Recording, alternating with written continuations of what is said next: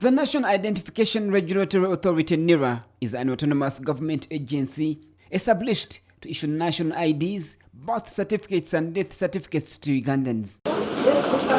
Many Ugandans have on several occasions complained about the mode of operations of the authority, not just at the headquarters here in Kampala, but also across the country. According to NIRA, these challenges have been attributed to the outdated technology being used by the authority. Obsolete, out of date, working below capacity. It came printing 90,000 cards. It prints 1,000 a day. I want you to divide that by the need. If I was to print 1.2 million, how many days would I take? The executive director of NIRA, Rosemary Kisembo, who met with members of parliament on the Defense and Internal Affairs Committee at the authority headquarters at Kololo Independence Grounds, revealed the challenges they face in human resource and financial support, which she says have continued to limit their production capacity. Example of 7 districts where I have 1 staff. In Yumbe, there are 699,000 people and they are served by 1 person.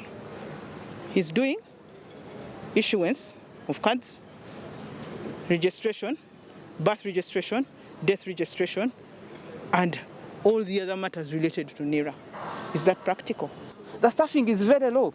Only you find that in a place where they are receiving forms, there are only 10 people, and 10 people are serving the 42 million Ugandans. The legislators were taken into a closed-door tour of the premises, only to be shocked by the findings. For example, it says that Kololo airstrip, where the other day there is a national activity, and this curtails their operations on a daily basis because the public cannot access the airstrip at all times as required. So we are not going to sort out the issues of NIRA unless this organization is relatively funded properly. Then we go down to see whether that fund is utilized to sort out the issues. We are just hosted here, but these are national grounds. So in the meantime, we are trying to we send people to our centers, but it's a challenge and we are trying to get a home.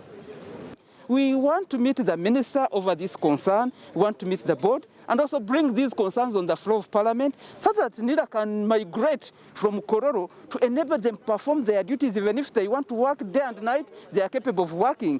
With many Ugandans hustling to get hold of the national ID, which sells like a hot cake, NIRA staff have been accused of taking advantage of the situation, soliciting for bribes between shillings 500,000 to 1 million for quickly expedite of the process. The executive director of NIRA condemns such acts. When people are extorted from out of fear, they don't report the case. So the perpetrators of the crime continue to exist and thrive. The prosecution of such matters also takes forever, and the ones who might have reported are discouraged or, lose interest. Kato Enoch has sat here from morning and is now about 3 p.m. He has not been attended to. The problem, we understand, has been attributed to technology. But there is hope he is likely to sit here for a few hours if the promised technology actually arrives in the authority. Ramson Mhire, CTV PM edition.